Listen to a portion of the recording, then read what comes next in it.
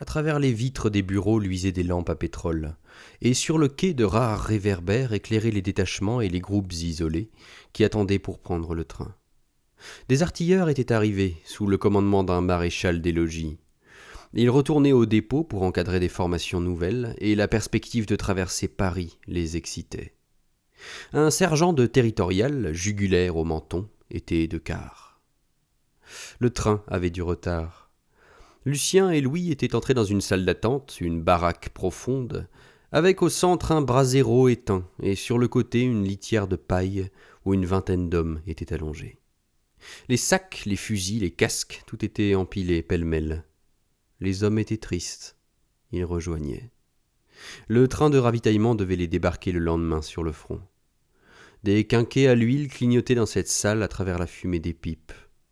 Dehors, toutes les 10 minutes, des trains de troupes passaient, retardant de plus en plus le train de voyageurs que les artilleurs espéraient prendre.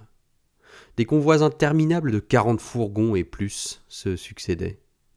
Sur des wagons plats défilaient des canons, des cuisines roulantes, des fourgons régimentaires, des ambulances, et aux portières des rares wagons de troisième apparaissaient des têtes embroussaillées. Tout cela remontait là-haut. Dans la salle d'attente, les hommes s'étaient endormis. Un officier de garde faisait l'appel des isolés. Réveil. À tâtons, les hommes ramassaient leurs équipements. Un fusil tombait. L'officier, tenant un falot à la main, faisait l'appel, et les hommes venaient se grouper par petits paquets. « C'est l'heure », avait dit Louis Babineau. Lui aussi, il allait monter dans ce train-là. Lucien, lui, revenait de l'hôpital. Il rentrait chez lui en convalescence et n'était venu là que pour voir Louis Babineau. L'officier, sûr d'avoir tout son monde, avait pris la tête de la petite troupe et la conduisait vers une rame de wagons noirs qu'on allait rattacher tout à l'heure au train de ravitaillement. Des gendarmes, venus d'où, arrivaient, portant leur cantine. Tout cela était dans son souvenir comme une chose entrevue dans une caverne, comme des images d'un monde où tout se passe et où rien n'arrive. Ils étaient restés encore un peu de temps sur le quai, et Louis Babineau s'était mis à parler d'une voix sourde, monotone, avec un tremblement qui venait du fond de la gorge. « Tu leur diras. » Le grondement des trains, le gros bourdonnement d'un avion qui venait de survenir, couvrait de temps en temps sa voix. Il ne faisait pas froid, mais doux, et du fond d'un jardin tout proche montait une odeur de terre mouillée. « Pour mon père, il faut que je sois tué à la tête de ma section, en entraînant mes hommes à l'assaut. C'est extrêmement simple. Tu iras le voir. Tu lui diras, hein ? Tu lui diras que j'ai toujours été très soldat. Retiens bien. C'est ce qui lui fera le plus plaisir. Enfin, tu t'arrangeras. Il faut savoir faire la part de la vérité et celle du mensonge. À chacun selon son dû, peut-être selon ses forces, avait-il ajouté d'une voix plus sourde. À ma mère, rien. Je crois qu'elle a compris. Lucien avait promis. Le jour même de son retour, il s'était mis en quête de M. Babineau. Comme c'était un jeudi, Babineau n'était pas au lycée, mais à la bibliothèque municipale. Il joignait en effet à ses fonctions de professeur celles de bibliothécaire municipal qu'il assumait régulièrement le jeudi et le dimanche. Un lieu pourri, cette bibliothèque. Et d'abord, ce n'était pas une bibliothèque, mais un simple cabinet de lecture. Lucien, adolescent, n'était jamais entré là sans angoisse. 2 ou 3 vieilles rombières à la Goya avec des cols montants à baleine et des gueules vertes qui lisaient la revue des deux mondes à petits coups de face à main, et par-ci par-là des messieurs invalides qui eux se contentaient de baver sur le journal local. Au fond de la salle, dans une cage en verre, se tenait M. Babineau lui-même, en redingote et en toque, plongé dans la lecture d'un ouvrage savant et récemment acquis, quelque chose dans le genre du Péril jaune ou des Auberlé. Cela, c'était pour les jours de gala. Mais il y avait aussi les jours creux, et Lucien était arrivé là dans un de ces jours creux. Personne. Pas une vieille rombière, pas même la canne d'un invalide. M. Babineau était seul et faisait des armes. Il faisait des armes avec son ombre, armé d'un fleuret étincelant Il avait dû passer des heures à l'astiquer. Il faisait des bâtés, dégagez, fendez-vous, impressionnants, si absorbés qu'il n'avait même pas entendu la porte s'ouvrir.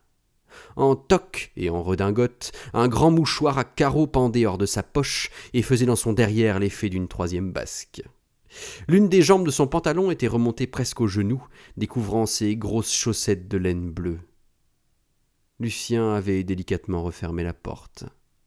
La folie de ces petits messieurs avait quelque chose d'oppressant qui ne laissait nulle chance au comique, toutes les chances à la colère.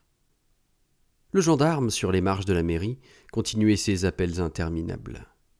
De l'autre bout de la place accourut Francis Montfort, les cheveux plus que jamais au vent, sous le chapeau melon enfoncé sur les yeux, ses livres toujours serrés sous le coude. Les basques de sa veste battaient et le lacet dénoué d'un de ses souliers traînait dangereusement. Il cessa de courir en arrivant près des groupes de conscrits, et il allait se précipiter dans la mairie quand, apercevant Lucien, il se ravisa et se dirigea vers lui. « Je crois que vous êtes en retard ?» dit Lucien. « Ça n'a pas d'importance » répondit Francis, essoufflé. « J'allais en effet me précipiter là-dedans, mais puisque vous êtes là... » Il posa ses livres sur le banc et s'assit. « Vous avez bien 2 minutes ?»« Certainement.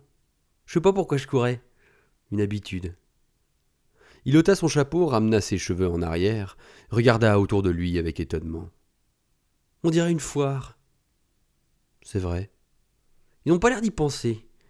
Curieux, vous trouvez pas ? C'est comme une partie de plaisir. » « Bah, ils viennent rarement en ville. »« Ouais, faut tenir compte de ça. C'est drôle, il y a toute une apparence de la vie, qui nous cache la vie elle-même, vous trouvez pas ? Comme une croûte sur la vie. C'est vrai ? On croit que les choses sont comme on les voit, mais c'est vraiment une bêtise, dites. » « Oui, sûrement. » « Ainsi je croyais anciennement, je croyais vraiment que des paysans comme ceux-ci étaient des hommes très différents de moi. Je croyais pas que je pourrais jamais devenir l'ami d'un paysan. C'est bien curieux, n'est-ce pas ? Et à plus forte raison, je croyais pas que je pourrais jamais aimer une paysanne. » « Vous aimez une paysanne ? » ?»« Non, mais je pourrais. Pourquoi pas ? » »« Vous êtes un brave garçon, » dit Lucien en lui posant affectueusement la main sur le genou. « Qu'est-ce qui vous déplaisait tant chez les paysannes ? » ?»« C'est pas.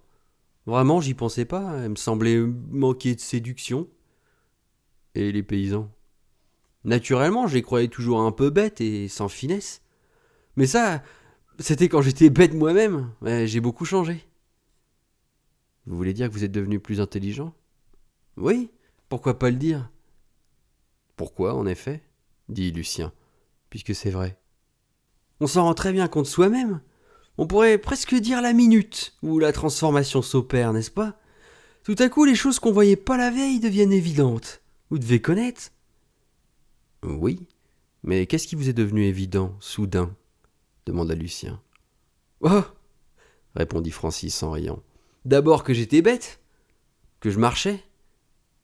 Et vous ne marchez plus ? Bah non. Pourquoi ? Comme ça. J'aime la vie. La vie tout court ? Non, l'amour de la vie. Une vie vraie, quoi, dit-il, conscient de son impuissance à s'exprimer complètement. On nous a trop trahis. Oh, fit-il soudain, ça vous ennuierait que je vous lise un poème ? Du tout.